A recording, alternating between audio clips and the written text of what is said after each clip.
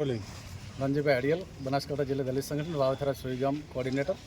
અમે છેલ્લા 2 વર્ષથી બનાસકાંઠા દલિત સંગઠન દ્વારા શિક્ષણ ઉપર કામ કરીએ છીએ અને શિક્ષણમાં ખાસ કરીને જે શાળાઓ આરટી 2009ના કાયદા પ્રમાણે ચાલવી જોઈએ એ રીતે ક્યાંય અમને નજરે જોવા મળી નથી।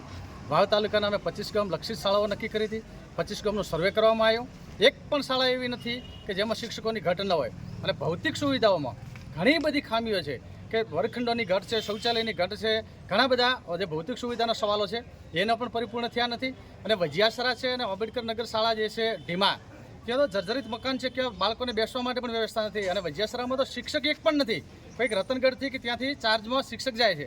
એટલે અમે આ સર્વેના રિપોર્ટ અત્યારે આવેદનપત્ર આપ્યું છે, એના દ્વારા સરકારને કહેવા માગીએ છીએ કે બાળકનો ફંડામેન્ટલ રાઇટ્સ જે છે એ શિક્ષણ છે અને શિક્ષણની જો આવી કથળેલી હાલત હોય તો ભારતનું ભવિષ્ય ક્યાં જશે। એટલે તાત્કાલિક ધોરણે શિક્ષકોની ભરતી કરવામાં આવે।